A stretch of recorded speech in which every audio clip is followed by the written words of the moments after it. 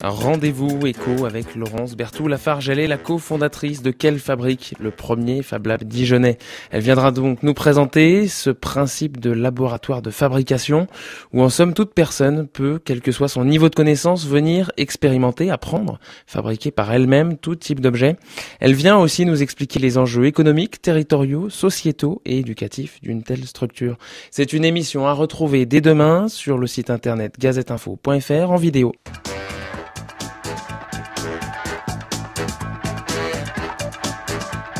Laurence Berthoud-Lafarge, bonjour. Merci d'avoir accepté mon invitation. Bonjour, merci à vous. En quelques mots et avant toute chose, qu'est-ce qu'un Fab Lab ? Un Fab Lab, comme vous l'avez un petit peu dit tout à l'heure, c'est un laboratoire de fabrication. Alors c'est un bien grand mot, on n'est pas du tout laboratoire, mais on est laboratoire plutôt social.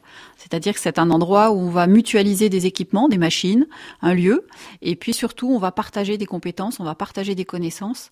L'idée c'est d'apprendre à faire par soi-même et d'apprendre aux autres à faire ce qu'on sait faire.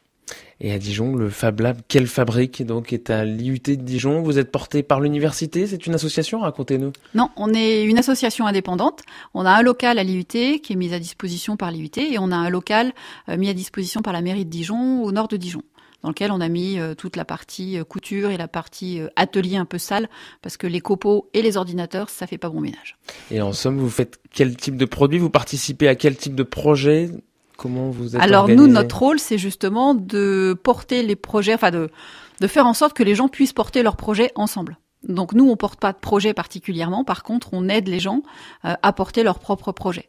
Donc ça peut être des futurs entrepreneurs qui viennent tester un produit, ça peut être des gens. On a un monsieur qui construit ses propres vélos, on a des fanatiques de comment ça s'appelle, les petites voitures radiocommandées qui font du tout-terrain. Ça va être du drone, par exemple. Ça peut être des drones. On a eu un drone qui a été construit. On a un projet en ce moment.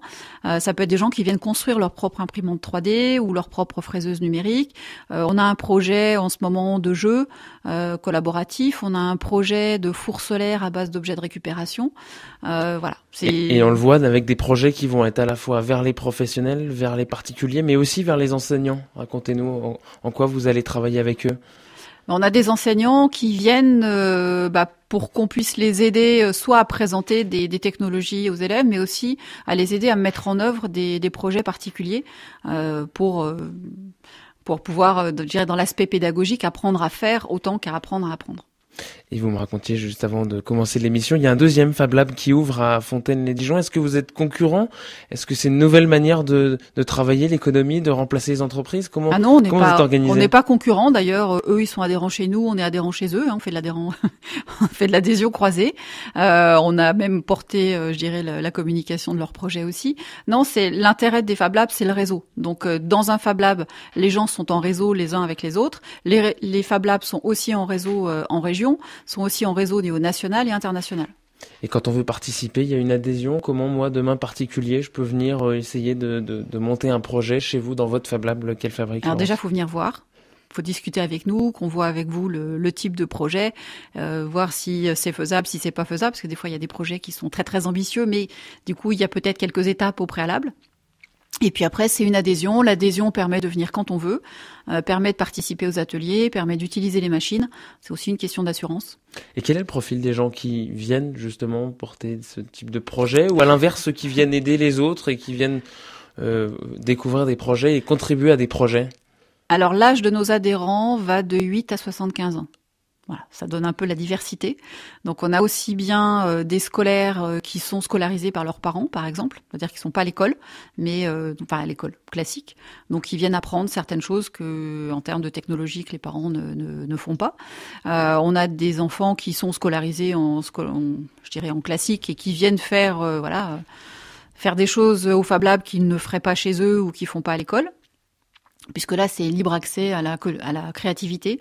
On a un petit garçon, par exemple, de 10 ans qui veut absolument faire une maquette des tranchées de la guerre de 14. Voilà. C'est un programme, effectivement. Tout un programme. Voilà, donc on a regardé avec lui. Là, on est en train de lui faire dessiner son plan, parce qu'on lui a expliqué qu'il fallait d'abord dessiner pour savoir, parce que la télépathie, ça ne marche pas, donc il faut qu'il explique. Et il n'y a pas de limite, justement. Ce qui est intéressant, il n'y a pas de limite à l'âge, au type de projet. Non. On a des gens qui viennent réparer des objets parce que l'objet ne se fait plus, ils trouvent plus ils trouvent plus la pièce de réparation, donc ils viennent tout penaud avec leurs pièces cassées. Donc là, on trouve des bénévoles qui vont les aider à faire la conception assistée par ordinateur, le dessin en 3D. Et puis après, nous, on peut l'imprimer en 3D ou le passer à la découpe laser. On a des adhérents qui ont des découpes laser. Enfin, voilà. Et vous vivez grâce, en partie, à des partenariats. On peut voir sur le site internet le CEA. Comment ils vous aident? Est-ce qu'ils vous regardent? Est-ce qu'ils analysent ce que vous pouvez faire? Ou comment on ça a se un passe partenariat parce qu'on a acheté une grosse imprimante 3D de prototypage pour aider les PME, à adopter la technologie de l'impression 3D. Donc ils nous ont aidés dans l'investissement de la machine avec le conseil régional. Et puis en contrepartie, nous, on se doit de diffuser la technologie auprès des PME, mais ce qui n'est pas une contrainte pour nous, parce que ça faisait partie de notre objectif. Et puis, ils observent aussi la façon dont aujourd'hui le particulier se réapproprie la technique et se réapproprie la matière. Et c'est vrai que c'est quelque chose qui est assez intéressant, qui est pas forcément ce que j'avais moi imaginé au démarrage, mais qui est super intéressant parce qu'on s'aperçoit que les gens qui ont envie de faire de la technique, qui ont envie de fabriquer des objets, ne sont pas forcément des gens qui ont fait de la technique à l'école. Parce que ce Fab Lab avec un terme nouveau, ça n'existait pas auparavant, c'est une vraie révolution?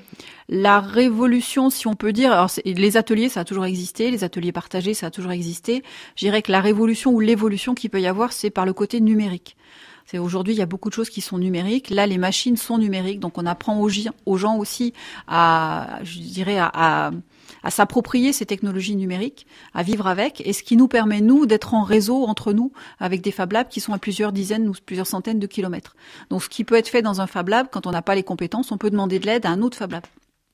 C'est ce qui est intéressant aussi. On peut partager les projets, c'est-à-dire qu'on peut faire une partie dans un Fab Lab, une partie dans un autre. Enfin voilà, c'est cette partie-là qui est intéressante et qui fait que on peut vraiment mettre en place l'adage de l'intelligence collective qui dit que tout seul on va plus vite, mais ensemble on va beaucoup plus loin.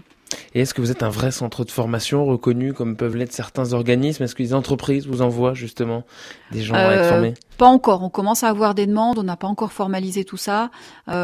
C'est un développement à venir? Ouais, c'est un développement, mais sous forme, on va monter une société à côté pour répondre aux enjeux des entreprises. Parce qu'effectivement, on peut pas tout faire et tout mettre dans la même structure. On a envie d'avoir une structure qui soit assez légère et qui soit accessible à tous.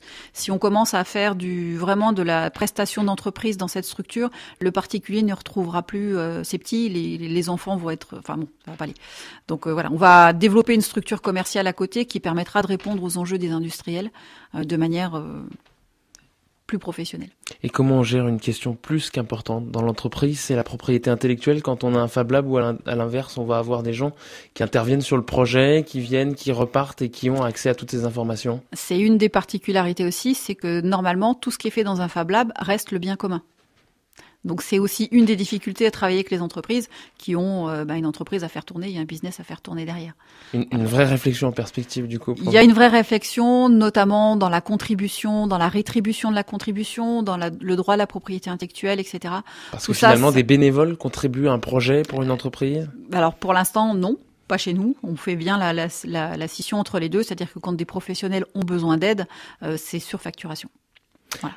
Quelle fabrique le Fab Lab? Comment on vous retrouve pour venir vous rejoindre? Sur Facebook pour ceux qui ont Facebook, sur Internet pour ceux qui ont un site Internet, et puis sinon, faut venir nous voir au Fab Lab à l'IUT de Dijon. On est ouvert tous les jours de 14h à 19h. Et donc, quelle fabrique qui s'écrit? Rappelez-nous l'orthographe. Avec plein de fautes d'orthographe. Avec plein de fautes d'orthographe. K-E-2-L-E, plus loin F-A-B-R-I-K. Laurence Berthoud-Lafarge, merci. Vous êtes la cofondatrice du Fab Lab de Dijon. Quelle fabrique?